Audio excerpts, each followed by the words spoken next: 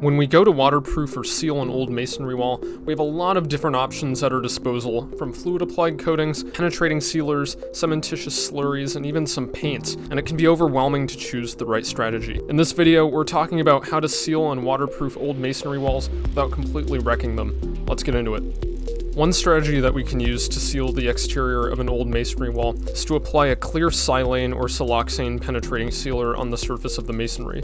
Now, silanes and siloxanes are chemical agents that essentially fill in the pores of the masonry and mortar joints to form a hydrophobic surface, limiting the amount of water that gets absorbed into the masonry walls while remaining highly vapor permeable, so the walls can dry out to the exterior if they get wet. We want to make sure that the walls can still dry out, which is why we want something highly vapor permeable, and the silane and siloxane sealers satisfy that requirement, unlike other impermeable sealers like epoxy sealers, which essentially form a coating over the masonry, encapsulating it. So we don't want that. We want the walls to be able to dry out. Additionally, a clear silane or siloxane won't impact the aesthetics of the brick. It won't leave a film or residue on the surface. It's just absorbed by the masonry to give it hydrophobic properties. Now, an issue that we run into with these silane and siloxane penetrating sealers is that they can't bridge over cracks and gaps in the masonry. So if there's cracks in the brick or gaps in the mortar joints, water can still wick through that joint because it can't bridge that gap, and it will still make its way inside. Again, the point of these silane and siloxane penetrating sealers is to reduce the surface absorption of the masonry. It's not a primary waterproofing. It's simply there to assist in reducing the amount of moisture being absorbed by that wall to be redistributed inwards or to other parts of the building. Additionally, silanes and siloxanes need to be reapplied every few years to retain their water repellent properties. So it's still very important that you're using best practice flashing details and avoiding concentrations of bulk water that could lead to leaks or moisture problems on the interior, especially if you're planning to insulate. Another strategy that we can use to control rainwater penetration in the masonry wall is to apply a layer of stucco to the exterior surface of the wall.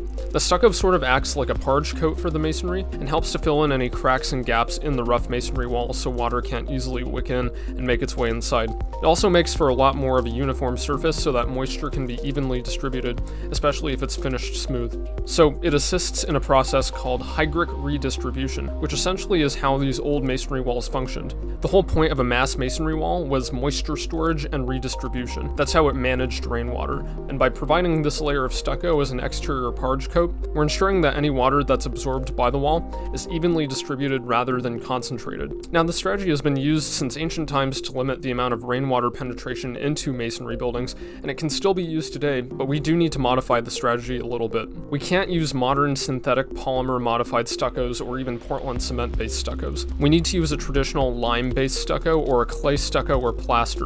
Polymer modified stuccos and Portland cement-based stuccos are way too impermeable. They can't dry out easily, and so they trap water, and they're stronger than the old mortars and masonry units used in these historic buildings, which means that the old masonry and mortars have a higher potential to deteriorate and spall off, and you end up with a crumbling facade. We need every additional layer of materials that are applied to the masonry wall to be more vapor permeable than the previous layer so that the outermost coating is the most vapor permeable. This is what we call a vapor throttle, and it ensures that our old masonry walls remain durable. In addition to our stucco coat, we want to apply a vapor-open exterior grade paint, such as an acrylic latex paint or a mineral silicate paint to reduce absorption and to provide some water repellent properties to the stucco. But the point is we want this paint to be as vapor permeable as possible to prevent the paint from blistering or peeling off. I personally like Benjamin Moore's Regal Select exterior grade paint if I'm specifying an acrylic latex. Mineral silicate paints, on the other hand, act a little differently and are more or less designed for cementitious materials, as they chemically bond to the stone or cementitious surfaces, forming a highly durable water repellent surface that won't peel off or blister. The mineral silicate paints from Kime are currently the gold standard on the market. I'll put links to all of those in the description below. So we have lots of options at our disposal to limit absorption into the stucco. Remember, even though stucco has the ability to improve hydric redistribution and to provide a more uniform surface, we still want to limit the amount of water entering the wall assembly, especially if you're planning to insulate. If we're dealing with masonry walls that experience a lot of moisture flow and we're planning to insulate the walls, we need to resort to another strategy. In this detail here, we're calling out a taped dimple mat. And what this dimple mat does is that it provides a drainage space between the wet masonry walls and the interior framing. And by taping the joints, we have created an air barrier, as well as a drainage space so that any moisture that finds a path inside just drains out. It also serves as a capillary break, so we don't get any moisture wicking into the interior walls, as well as an incidental vapor barrier. So we're able to get a a lot more durability, and we're able to insulate these older walls using almost any insulation strategy that we want. So the dimple mat is first fastened to the masonry and taped, and then we're able to install taped rigid insulation inboard to prevent condensation, and then we're free to install the framed walls and fill the cavities with insulation if we want, along with the interior finishes. Again, the masonry walls are completely uncoupled from the framed walls, so in a way, the old masonry walls kind of act like a veneer rather than the structure. Now, the strategy does require that you uncouple any embedded wood components from the masonry walls, but that can be accomplished in a number of ways, either by transferring the loads to the interior framed walls with new footings, or by cutting the embedded components away from the masonry and having them bear on steel angles that are bolted into the masonry walls. But the point is we want to uncouple the wet masonry from the frame walls so we don't get any moisture transfer to the interior, so essentially it has no impact on the building envelope. It's still a good idea to coat the exterior in a silane or siloxane penetrating sealer to reduce the surface absorption of the masonry, especially in colder climates, so that we limit any potential damage from freeze-thaw cycles. Even though we're draining and venting the walls, there's still less heat flowing through the building to dry out the masonry, at least in the wintertime when we're getting heat flow from the interior outwards, so it's still important to limit moisture absorption. If you're retrofitting a home with insulation and want to do it the right way without damaging the building, pick up my guide to moisture management for residential remodels, where we discuss a wide range of solutions for different building conditions, including old slab-on-grade foundations, mass masonry, historic wall assemblies, basements, crawl spaces, roofs, and windows, and much more. Links to the ebook will be in the description below.